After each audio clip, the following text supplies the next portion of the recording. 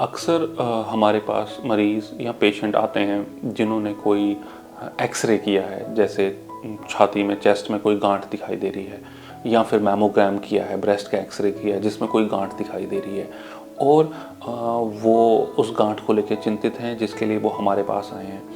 हम उस एक्सरे को देखते हैं, लेकिन एक्सरे पर ये बता पाना कि वो कैंसर की गांठ है या नहीं, ये थोड़ा मुश्किल है।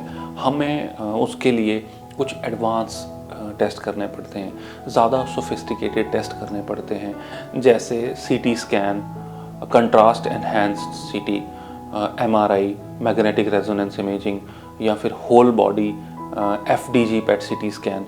ये ऐसे एडवांस टेस्ट हैं जो हमें उन गांठों के बारे में जो शरीर के अंदर वाले हिस्सों में हैं, जहाँ तक पहुँचना इतना आसान नहीं है, उनके बारे में और जानकारी देते हैं, जिससे हम इस नतीजे पे पहुंचना हमारे लिए आसान होता है कि इसके कैंसर होने की संभावना अधिक है या कम है। अगर हमें लगता है कि इसमें कैंसर होने की संभावना काफ़ी अधिक है, तो हम उसमें फर्दर जांचें और टेस्ट करते हैं। अगेन बायोप्सी उसमें एक इम्पॉर्टेंट टेस्ट है। अभी आजकल एक नया टेस्ट भी उभर कर आ रहा है जिसे हम लिक्विड बायोप्सी कहते हैं। लिक्विड बायोप्सी एक तरह का ब्लड टेस्ट है जिसमें हम मरीज़ के ब्लड का एक सैंपल लेते हैं और उसमें कैंसर सेल को ढूंढने की कोशिश करते हैं।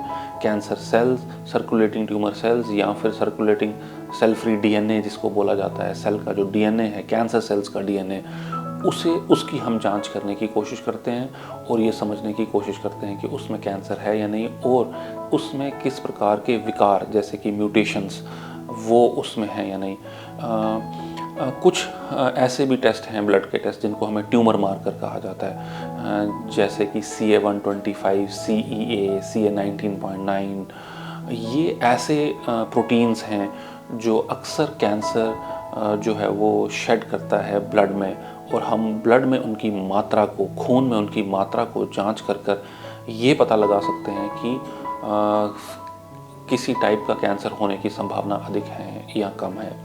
ट्यूमर मार्कर का हमें एक और ये भी बेनिफिट होता है कि जब हम किसी को कैंसर ट्रीटमेंट करते हैं तो अक्सर लोग पूछते हैं कि हमारा कैंसर ठीक हो रहा है या नहीं हो रहा, ये हमें कैसे पता चलेगा।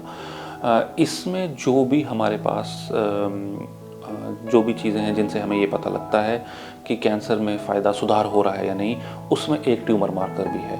क्योंकि ट्यूमर मार्कर एक न्यूमेरिकल वैल्यू होती है, एक नंबर होता है, और अगर ये नंबर कम हो रहा है तो इसका मतलब कि जो भी हम कैंसर थेरेपी ट्रीटमेंट कर रहे हैं, इलाज कर रहे हैं, वो सक्सेसफुल हो रहा है, वो कैंसर को कम कर रहा है, हम कैंसर को कम करने में मदद कर पा रहे हैं। और जो ऐसी चीज़ें हैं, जैसे मैंने स्कैन डिस्कस किया, और स्कैन्स हैं जैसे पेट स्कैन्स हैं, उनमें कैंसर का जो साइज़ है, वो उसका आकार जो है वो कम हो रहा है या नहीं हो रहा है या बढ़ रहा है, ये जब जानकारी हमें मिलती है तो उसमें हमें ये पता लग पाता है कि हमारा जो दवा दे रहे हैं, जो भी कीमोथेरेपी, इम्यूनोथेरेपी, टारगेटेड थेरेपी जो भी हम दे रहे हैं, वो कम हो कर पा रहे हैं कि नहीं। हमारे जो कोलीग्स हैं, जो स्पेशलिस्ट हैं इसमें, जिनको न्यूक्लियर मेडिसिन स्पेशलिस्ट कहते हैं, they have an I for this. उनको इसका एक देखने का तरीका है जो they have developed while doing practice over many years. वो ये देख के बता पाते हैं कि हाँ, इसमें संभावना कैंसर होने की बहुत अधिक है, और इसमें फ़ायदा हो रहा है दवाई से या नहीं फ़ायदा हो रहा है।